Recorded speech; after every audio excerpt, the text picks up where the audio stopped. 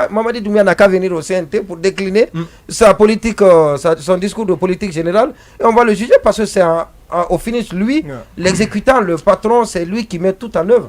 Créé par un décret du colonel Mamadi Doumbouya le 10 janvier 2022 pour le suivi et l'évaluation des projets et programmes prioritaires, définis par le président de la transition, le BSPP Bureau de suivi des priorités présidentielles a désormais pris définitivement le contrôle sur le gouvernement Mohamed Beavogui, qui a disparu il y a belle lurette des rencontres, discussions et négociations des grands dossiers relevant normalement de ses différents départements ministériels.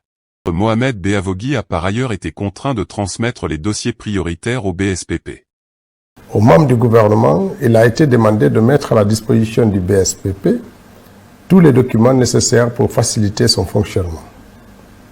Le chef de l'État a souligné que le bureau de suivi des priorités présidentielles est opérationnel et est prêt à mener à bien la mission qui lui a été confiée. Le président de la transition a souligné toute l'importance qu'il accorde à la réussite de ces missions, car il jouera à ce titre, dit-il, le rôle de courroie de transmission entre la présidence, la primature et les différents départements ministériels. Le BSPP est désormais seul maître à bord du navire guinéen. Le chef de l'État a rappelé le bien fondé de la création du Bureau de suivi des priorités présidentielles, BSPP, auquel a été confié le suivi des engagements, réformes, projets et programmes prioritaires du gouvernement. Plus question d'évaluer leur mise en œuvre. Maintenant il s'agit des réformes prioritaires du président, donc des différents projets des départements ministériels et du suivi de leurs engagements. Mais d'où viendrait le financement de ce BSPP ? Article 10. Les ressources du BSPP sont constituées notamment par les dotations du budget de la présidence de la République, des ressources mises à disposition par les partenaires au développement, les dons et legs. Toute autre ressource qui pourrait lui être légalement affectée. Sauf qu'aucune explication n'a été fournie pour comprendre le véritable mécanisme de financement de ce machin. C'est d'autant plus inquiétant que des trois juntes au pouvoir dans la sous-région, le CNRD est l'unique transition qui après 10 mois ne dispose pas encore de site internet. Que ce soit Paul-Henri Sandaogo Damiba arrivé au pouvoir plus de 4 mois après le CNRD de Mamadi Doumbouya, ou Assimi Goïta, on peut trouver des responsables des projets de la présidence sur une page web officielle. Mais en Guinée, le fantôme continue le jeu de cache-cache. Comme on dit l'adage pour vivre heureux vivons cachés. Désormais c'est au CNRD que personne ne peut identifier en Guinée, y compris par le porte-parole du dit gouvernement que revient les projets, les engagements prioritaires du gouvernement. Parce que les gens cherchent à savoir c'est qui est membre du CNRD. C'est un fantôme. C'est un fantôme. Finalement. C'est un fantôme qui gouverne la Guinée. Aucun secteur de l'économie et du dysfonctionnement généralisé du pays n'échappe au contrôle du BSPP. Les mines, les affaires étrangères, la pêche, l'agriculture. Enfin toute la vie du Guinéen est catastrophiquement gérée par ce BSPP avec une multitude d'affairistes et conseillers occultes venus de différents départements ministériels et de structures politiques opportunistes de la place. Quand on négocie les projets miniers qui devaient attendre un gouvernement élu pour des engagements aussi importants de la Guinée, et pour des générations, Mohamed Beavogui est absent. On a parfois l'impression qu'il découvre en même temps que le peuple les agitations du CNRD. Est-ce que finalement, avoir la façon dont le dossier Simandou est géré, beaucoup plus au niveau de la présidence qu'au ministère des Mines, est-ce qu'il n'y a pas une sorte même de même mise de la présidence de la République sur un dossier qui aurait dû pourtant être conduit de bout en bout par le ministère des Mines? Oui, c'est une nouvelle donne actuellement au niveau de la gouvernance minière, c'est la gouvernance parallèle.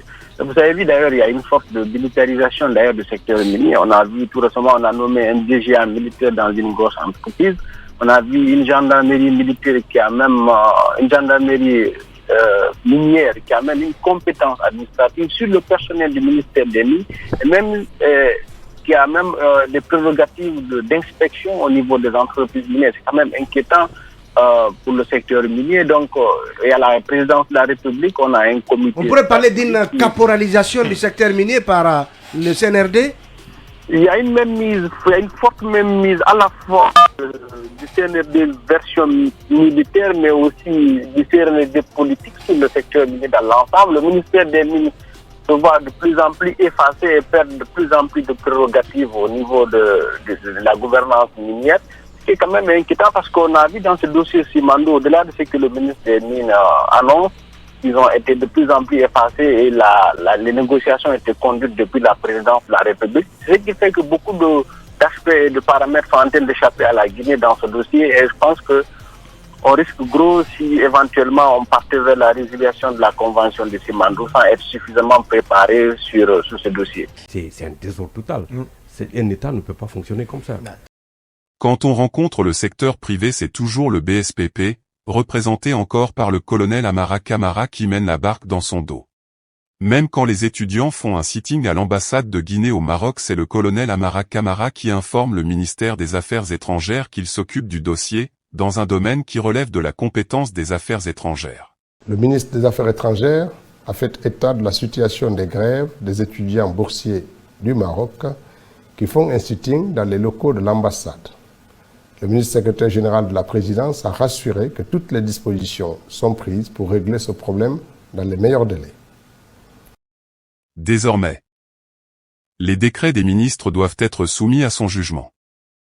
Il est formellement interdit à tous les ministres de prendre un décret de nomination ou organisation d'une structure de leur département, avant sa préalable validation par le colonel Amara Camara, via une adresse mail créée à cet effet au secrétariat de la présidence. Quand Dansa Kourouma l'avait interpellé au CNT, dans des termes et un ton qui ont choqué l'opinion pour le contraindre à aller prononcer un discours général, Mohamed Beavogui avait répondu par le silence. C'est la 3e interpellation officielle de ma part. Je l'ai fait par courrier, je l'ai fait par rencontre. Aujourd'hui, je profite que c'est la dernière interpellation sur le sujet. Nous attendons avec exigence et insistance le discours de politique générale de son Excellence, Monsieur le Premier ministre. Mais cette façon, elle est révélatrice du malaise dans lequel se trouve aujourd'hui le Premier ministre. Et tout le monde est en train de le larder et on a comme l'impression que on veut vraiment se défaire de lui, on veut se débarrasser de lui. Pourtant, en s'attaquant à celui qu'on surnomme dans les allées du pouvoir, le spectateur engagé, Dansa Kourouma a prouvé une nouvelle fois le sinistre qui a caractérisé ses actions. Il sait pertinemment que Mohamed Beavogui est un simple alibi du CNRD. Et que le véritable gestionnaire des affaires de l'État, c'est le BSPP, un autre fantôme de la junte. Mais il ne s'est pas privé de l'humilier. Vraisemblablement le pauvre Mohamed Beavogui a choisi de boire le calice jusqu'à la lie. C'est donc à Mamadi Doumbouya de prendre ses responsabilités pour l'expulser manu militari par un décret. Wassalam.